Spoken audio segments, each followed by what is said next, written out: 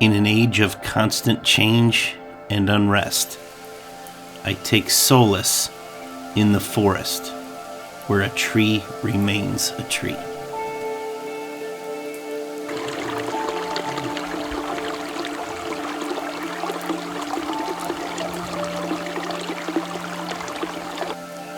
I find that comfort in the woods of Kentucky.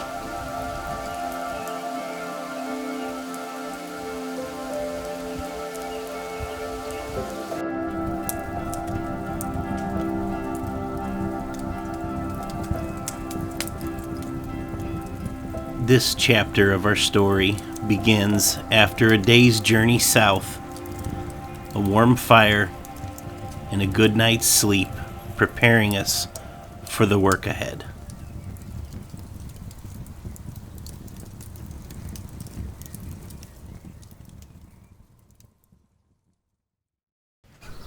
Once again, Kentucky has brought us snow, and we've woken up to a cold campground. But it's gonna warm up soon.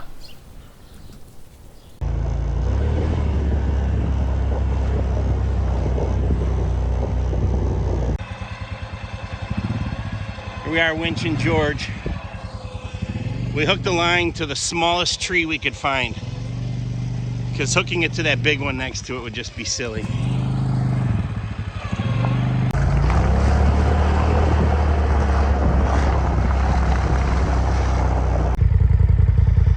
Well, after the winch cable fell off, we got hooked up. We pulled up the hill. Now the stupid thing won't even make it this far up this little slope. Broken four-wheeler. After a minor off-road recovery, we thought with as warm as it was, we could get right to work on the roof. But like the last two trips, everything's covered in a thick layer of ice. We'll have to do some work.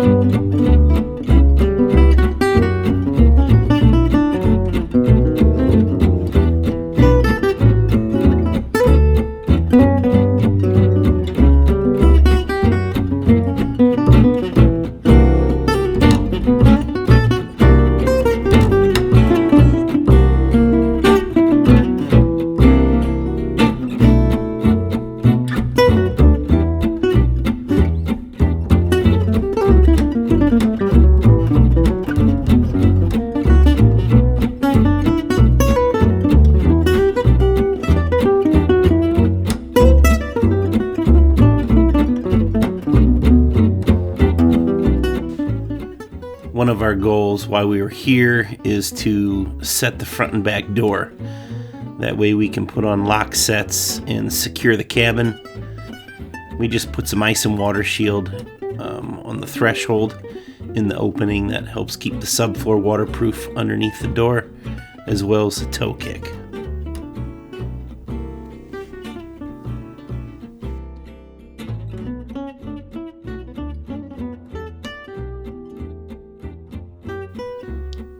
We shimmed the door frame and used some screws through the jamb to secure it into place.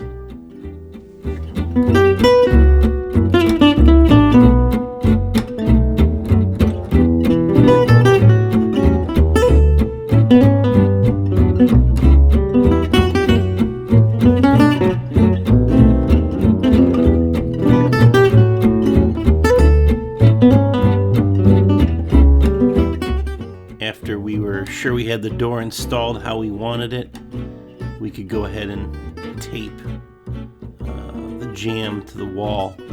You'll notice that these doors don't have any trim on the outside. I didn't want to do just the standard brick mold, and when you tape the door, if the trim is off it, you can tape the jamb directly to the house wrap. This gives you a much more waterproof joint, and you can install the trim over the top of the tape. Really good way to waterproof it.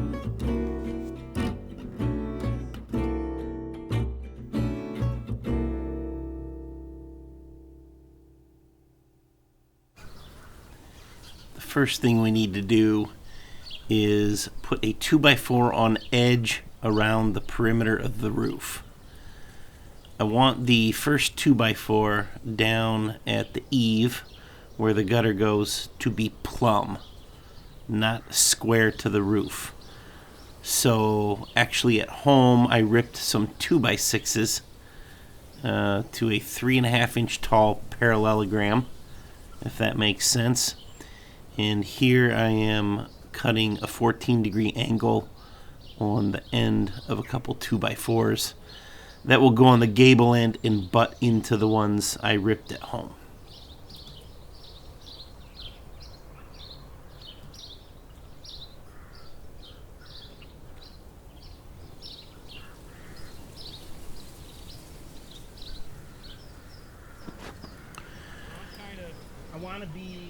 We'll go ahead and put these ripped 2x6s down where the gutter goes.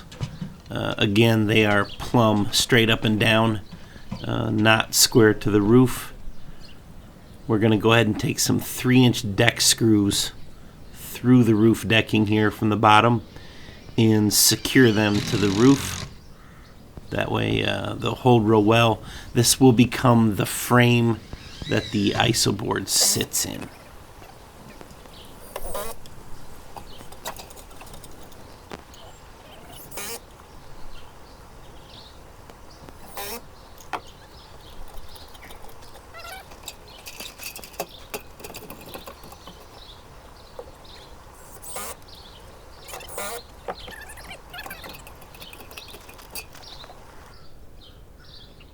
This first 2x4 that starts the edge off, both the vertical one and the purlin extend out about 16 inches past the side of the building. This is going to make up the gable end overhang.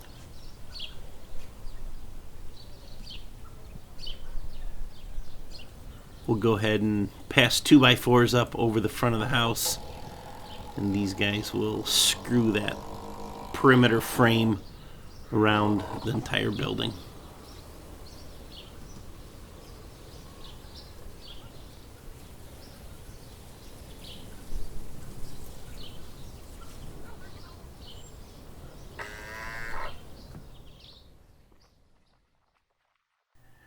We are loose laying this 3.5 inch poly ISO insulation board. We're filling continuously inside of the 2x4 frame we made. The purlins we put on later will secure it down to the roof. This makes for a really good insulation system because it's continuous. This base layer is 3.5 inches, R6 per inch. That gives us an R21 for the first base layer of insulation. All right, so those guys are up on the roof finishing screwing off some of the purlins. Because we have, I'll turn you around, this is our roof structure. There is no attic. We're putting insulation board on top of this wood decking. And we're gonna hold it down with purlins with more insulation between them and the metal roofing. Because of that, we need to put our light fixture boxes in now and run the electric from the fixture box, in this case the kitchen, down to the switch location. I'll put one next to here. So I've got to do it for the kitchen. We need a ceiling fan here in the middle of the living room and a dining room light in there. We get a loft above this bedroom, attic above this bedroom, and the bathrooms have attic space as well, so we could do those later.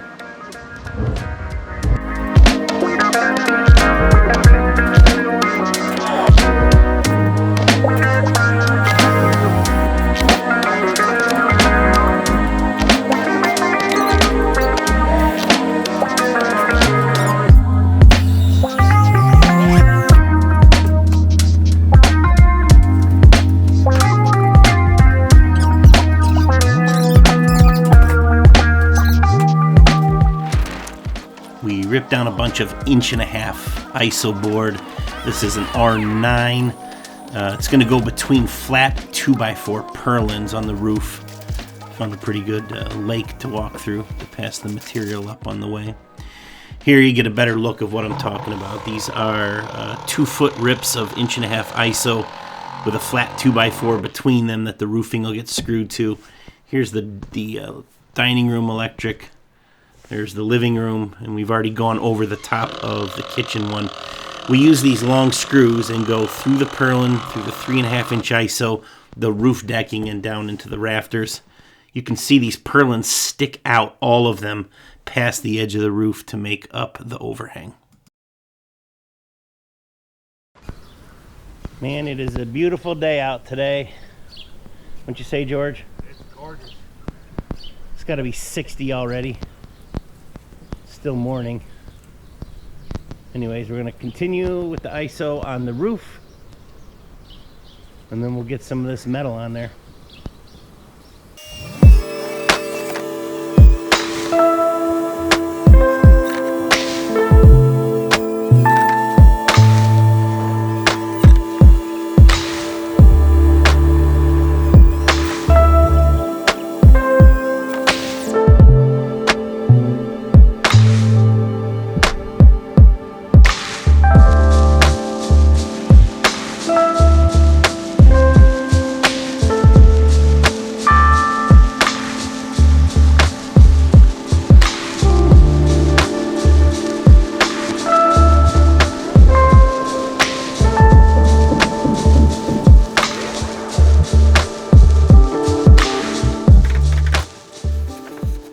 We've taken measurements of the purlin locations on the roof, and I've translated that onto the metal roofing. I've got 4 sheets sandwiched together here, and I am drilling a hole where each of the screws go. This makes it a ton easier on the roof. Sometimes it's a bit of a fight to get the screws to bite into the metal. Pre-drilling a hole just makes it a ton easier.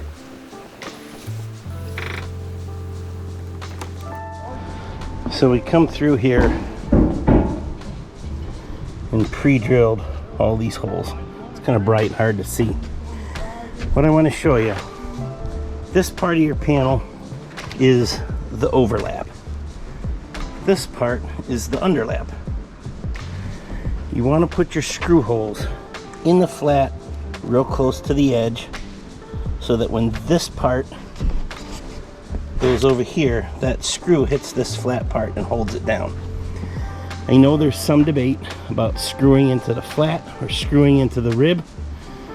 I'm telling you, as a nearly 27-year professional roofer, screw into the flat.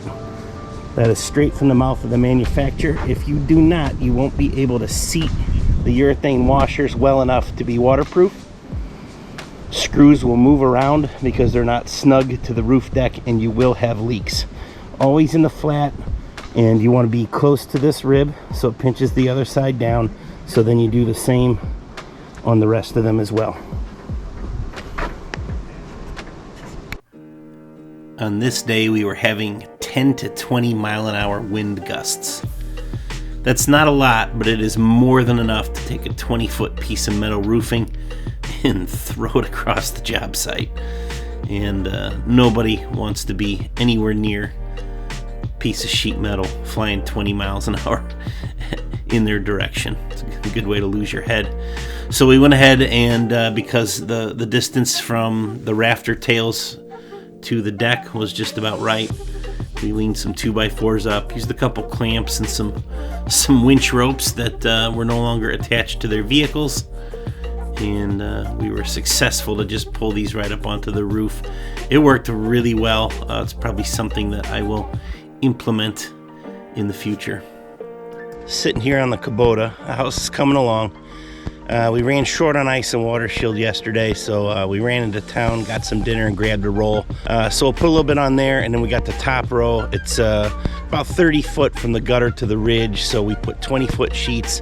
We got to cut a bunch in half, put some 10-footers up there. Ought to have the roof done before lunch, which will be great. And then I think we're going to start doing the deck for the screen porch in the back. We were going to start on the little auxiliary cabin, but I think that's probably a little more than we want to bite off before it rains. And then we don't have anything that we need to waterproof. We could just throw a tarp over the deck that's there and head home here tomorrow morning. This is a carbide metal cutting saw blade. It is specifically designed for cutting steel, and we use it for steel roofing every time we make a cut. I've got several sheets sandwiched together here, and it does a really good job at making a clean cut, and most importantly, it doesn't get the metal too hot.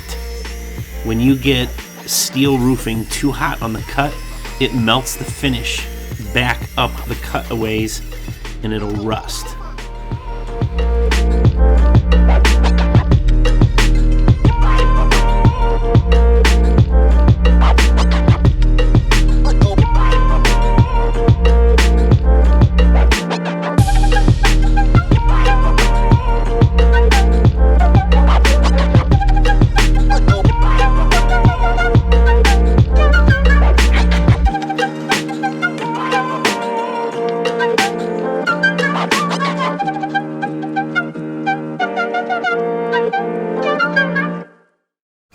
With the roof done, we can turn our efforts to the screen porch in the back.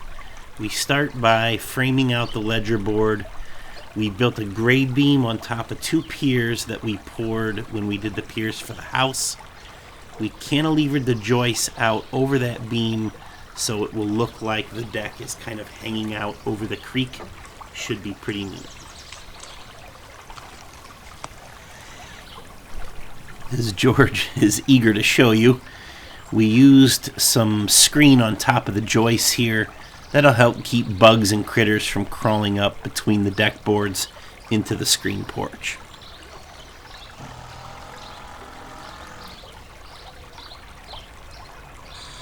With all of the decking screwed off, all that's left is to chalk lines and trim the edges off. I like to do this afterwards because chalking a line and running the saw through them all gives you a really straight, nice looking edge. With the deck for the screen porch finished, our work for this trip is complete. The next morning, we installed the back door and the lock sets, waterproofed what needed to be waterproofed, packed up, and started our trip home. Soon we will return to the woods of Kentucky to find comfort again.